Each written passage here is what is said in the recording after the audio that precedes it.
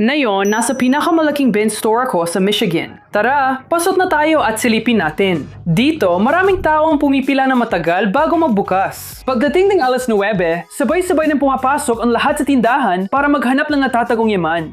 Makikita mo rin ang mga kakaibang bagay sa mga bin store na ito. At kahit ito ang unang beses ko na pumasok sa ganitong tindahan, may isang bagay na kakaiba dito sa bin store na ito na hindi ko alam. Kaya nagtanong ako sa mga taga rito tungkol dito. Ngayon, unang araw na paglabas ng bagong gamit sa bin. Sige, naglalagay sila ng 10 gintong card. Kapag may nakita kang gintong card sa bin, babayaran mo ito ng 10 o $12 kung di ka miyembro. Pagkatapos, may halaga ito, gaya ng isang Apple iPod o iba pa. Talaga? Kung magsuot ka ng pula, puti at asul, may isa ka pang entry sa raffle sa dulo ng alas 10:30. Sige, heto na. Hindi. Sa tingin ko, may ilan pa ako dito sa card. Pwede mo, nako.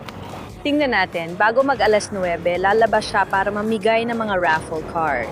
Sige. Lahat ng nakapila bago magsyamam ay makakakuha ng isa. Kung suot mo ay pula, puti at asul, makakakuha ka ng 2.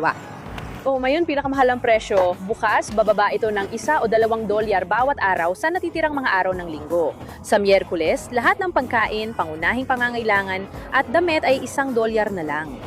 $3 ang mga nasa bill. Pagdating ng Huwebes, 3 na lang makukuha sa $1. Nakakabaliw. Sa Biyernes naman, may fill-a-bag day na $15 o $20 ang bayad. Lahat ng regalong kasya sa bag nauubos pag Biyernes ng gabi.